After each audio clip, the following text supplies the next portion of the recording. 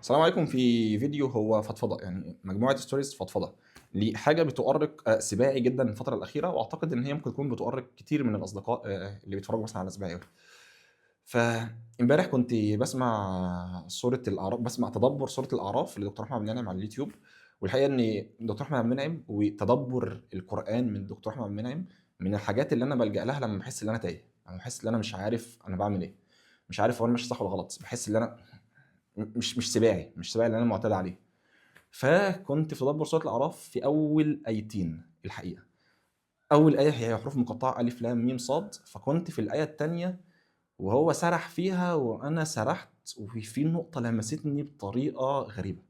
بسم الله الرحمن الرحيم. الف لام ميم صاد كتاب انزل اليك فلا يكن في صدرك حرج منه لتنذر به وذكرى للمؤمنين.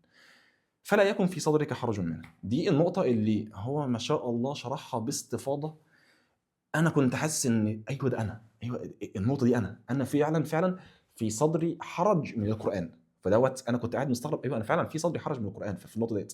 فبقيت بسمع الكلام ده، انت بتتكلم عني. فالنقطه لمستني بطريقه غريبه، انا كنت قاعد تدبره مش عارف يطلع من دماغي. يعني مع تطور الحياه وتشعبها وهكذا. هضرب مثال، مش المثال اللي قاله دكتور احمد منعم، بس انا اقول حاجه يعني تشبيها للواقع اللي سباعي فيه مثلا حاليا. أه، قاعد في مكان ما مع شباب ما، فمثلا في لفظ اتقال هو دينيا مش صح، يعني دينيا هو حرام دينيا. مثلا في ميعاد صلاه جه، فانت عايز تقوم تصلي وتقول للناس يعني ما يلا نصلي وهكذا. بس انت عارف يعني في القعده اللي انت قاعدها مش هيتقبلوا قوي، او شكلك هيبقى وحش جدا لو قلت لهم يا جماعه بلاش تقول الكلمه ديت مثلا، وان كانت هي خلاص يعني كلمه متفق عليها مجتمعيا. فانت قاعد محرج منهم ان هو لو قلت ده الشكل هيبان ازاي. طيب لو انت قمت قلت لهم يلا نصلي فهيبص لك ازاي، ما هم قاعدين بقى بيتناقشوا في حاجات مهمه وهكذا. فخلاص يعني انا مش هقول الكلمه ديت عشاني وهقوم اصلي لوحدي. ومحرج ان انا انذرهم ان اللي انتوا بتعملوه ده غلط يا جماعه.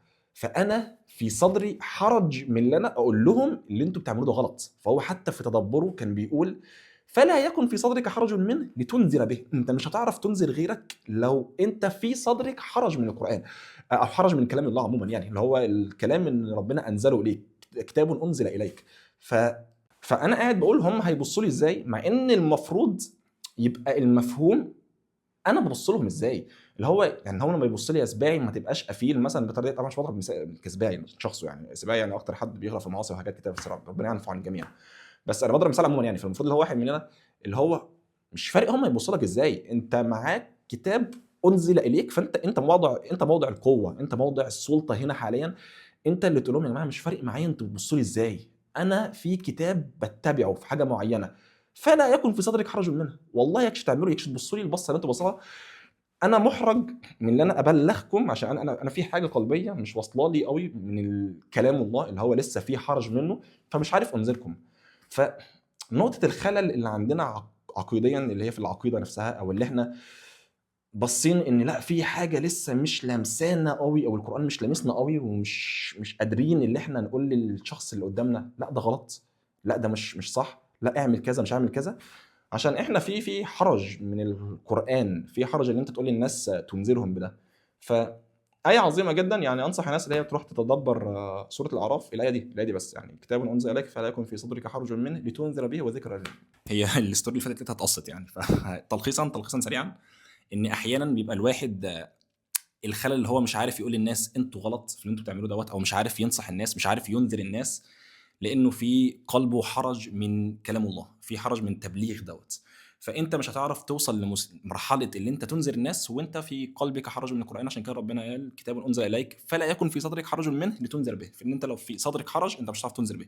لو في صدرك هم هيقولوا عليا ايه، هم هيبصوا لي ازاي وهكذا. فيعني خليك فاكر ان انت موضع قوه، يعني طبعا بتكلم عن اللي بيتبع كتاب الله، يعني نتمنى ان احنا نكون منهم، يعني نسال الله الهدايه. فخليك فاكر ان انت في موضع قوه، هم موضع ضعف، هم مش مستندين على اي شيء، انت مستند على كتاب انزل اليك من فوق. بقى الموضوع براهم بره كل حد، انت معاك حاجه اعلى من اللي هم بيستندوا عليه. فانت موضع القوه لما هتنذر الناس، فاكس بيبصوا لك ازاي، انت اللي بتبص لهم يا صديقي، يعني انت موضع القوه. السلام عليكم.